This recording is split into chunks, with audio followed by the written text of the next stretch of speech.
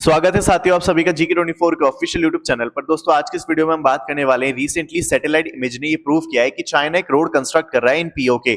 और ये पीओके क्या है? ये वो एरिया है इंडिया का जिसे पाकिस्तान ने इलीगली ऑक्यूपाई करके रखा है।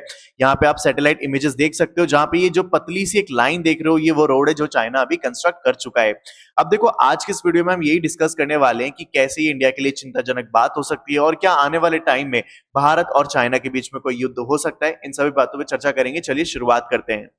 तो रिसेंटली यहां पे क्या हुआ है कि चाइना ने एक रोड कंस्ट्रक्ट किया है पाकिस्तान ऑक्यूपाइड कश्मीर के अंदर, जो कि काफी क्लोज है यहाँ पे सियाचिन ग्लेशियर के पास। जहां पे ये रोड कंस्ट्रक्ट किया है उसे कहते हैं सक्सगाम वैली। सक्सगाम वैली जो है ये पाकिस्तान ऑक्यूपाइड कश्मीर का पार्ट है, जिसे पाकिस्तान ऑक्यूपाइड कश्मीर ने किसको दे दिया था? चाइना को दे दिया था। तब से यहाँ पे चाइना का कंट्रोल है। एक बार आप मैप से भी समझ सकते हो। तो यहाँ पे जो आपको रेड पोर्शन में आपके सर्कल मार्क किया है, इसे कहते हैं सक्सगाम वैली, जिसे यहाँ पे पाकिस्तान ऑक्यूपाइड कश्मीर ने किसे दे दिया था? चाइना को दे दिया था। और आज के डेट में अक्साई चीन, जो कि भारत का पोर्शन है, ये इस पे भी क्या कर रखा है? 1962 के वॉर के बाद यहाँ पे चाइना ने अपना कंट्रोल करके रखा है। तो खैर, अब आगे बात करते हैं। तो देख सकते हो आप, ये जो रीजन है, ठीक है, ये वो पोर्शन है जहां पे रोड कंस्ट्रक्ट हुआ है। ये जो इमेज है ये है अगस्त 2023 की, और यहाँ पे आप देख सकते हो कि किस तरीके से एक पूरा का पूरा रोड जो है कंस्ट्रक्ट कर लिया गया है। और ये पिछले 6 मंथ की ही आपको पिक्चर देखने को मिलेगी, यानी पिछले 6 मंथ में ही रोड कंस्ट्रक्ट हो चुका है।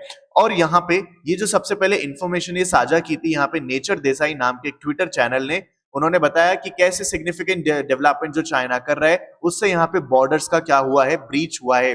Aghil pass and enter the lower Shaksgam valley of Kashmir. यहाँ पे इन्होंने बताया कि ये इंडिया के लिए काफी चिंताजनक बात है, क्योंकि ये लोग जो है काफी ज्यादा क्लोज आ गए हैं, इंडिया के अंदर आ गए हैं और ये रोड कंस्ट्रक्ट कर रहे हैं।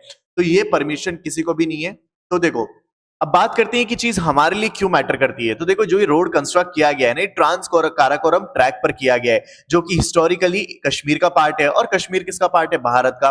अभी जब भारत गवर्नमेंट ने यहाँ पे 370 आर्टिकल का एब्रोगेशन किया था कश्मीर से, उसके बाद एक ऑफिशियल मैप जारी किया था, जिसके अंदर हमने क्लियरली अपनी इंडियन टेरिटरी की बाउंड्रीज मेंशन करी थी, जिसके अंदर ये भी इंडिया का ही पार्ट दिखाया गया था।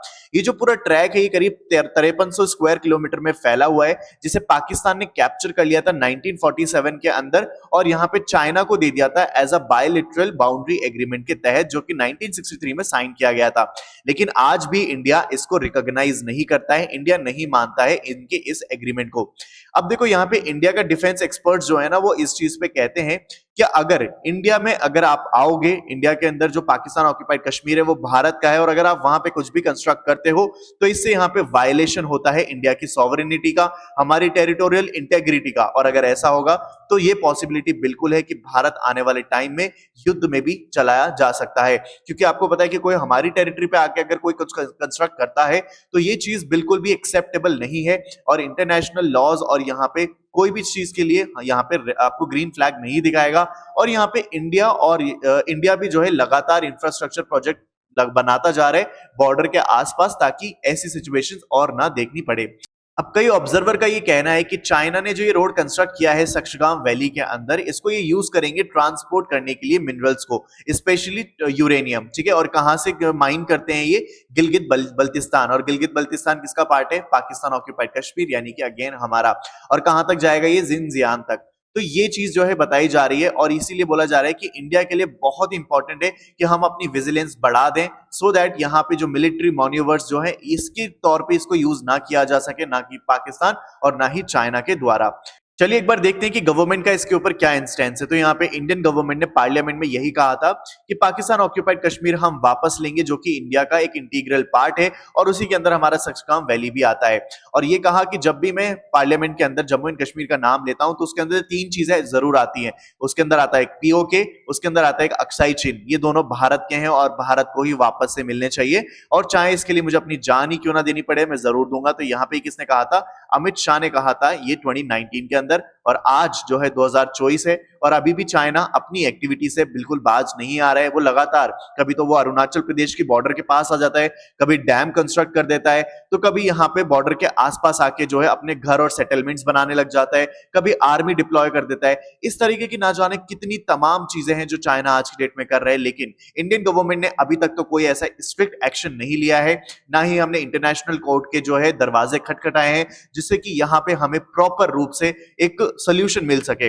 अब देखो, इस सबसे तो ऐसे लगता है कि मालदीव को ही हम जो है यहाँ पे बॉयकॉट कर सकते हैं, मालदीव के सामने ही हम ताकतवर बन के दिखा सकते हैं, लेकिन व्हाट अबाउट चाइना जैसे ताकतवर देश?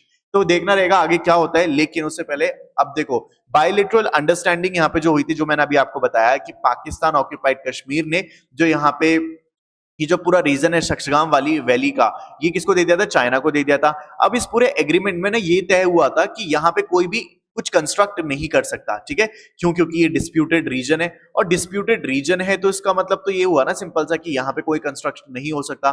तो अगेन ये चीज जो है सामने देखने को मिली। तो article number 6 of 1963 boundary agreement यही कहता है that there won't be any construction in this particular area जब तक कि ये कश्मीर का इशू रिजॉल्व नहीं हो जाता। और आज की डेट में कश्मीर का इशू रिजॉल्व नहीं हुआ है, तो आपने यहाँ पे कंस्ट्रक्ट कैसे कर लिया? अब देखो, इंडिया ने जो है प्रोटेस्ट भी किए थे। अगर पास्ट की हम बात करें तो 2017 में, 2018 में, जब यहाँ पे चाइना ने एक मेटल्ड रोड बनाया था, ठीक है, शक्सगाम वैली के नीचे, तो तब भी यहाँ पे हमने प्रोटेस्ट किया था। और उसके बाद जो है आपको एक गलवान वैली का क्लैश देखने को मिला था 2020 के अंदर। और यहाँ पे डिप्लोमेटिक प्रोटेस्ट जो है देखने को मिले बीजिंग के साथ और अक्षय चिन को लेकर। तो इंडिया भी जो है यहाँ पे कई अभी रिसेंटली जो हमारे एक्सटर्नल अफेयर मिनिस्टर जो है एस जयशंकर, इन्होंने 2 बार विजिट किया है यहाँ पे, लेकिन अभी तक कोई भी ऐसा सॉलिड जो है यहाँ पे सोल्यूशन नहीं मिल पाया चाइना की इन एक्टिविटीज का। तो देखना रहेगा आगे कि इंडिया क्या कदम लेता है, लेकिन देयर इज अटमोस्ट नीड कि हम एज एन इंडियन या फिर इंडियन गवर्नमेंट जो है यहाँ पे कुछ कदम उठाए और इसको रोके, क्योंकि ये जो है काफी ज्यादा बड़ी बात है और काफी खतरनाक बात है इंडिया के लिए। तो खैर, आज के लिए वीडियो इतना ही, और आप अपनी राय और अपनी जो है कमेंट्स में जरूर लिख के साझा करना मेरे साथ। और अगर आप किसी एग्जाम की तैयारी करें तो मेक श्योर कि आप GK24 एप्लीकेशन और वोकैब 24 एप्लीकेशन को डाउनलोड जरूर कर लें, क्योंकि ये दोनों एप्लीकेशन आपको इंग्लिश और आपकी जीके को स्ट्रांग बनाएगी। डिस्क्रिप्शन में लिंक है, काफी यूजफुल ऐप है, जरूर डाउनलोड करना। मिलते हैं जल्द अगली वीडियो में।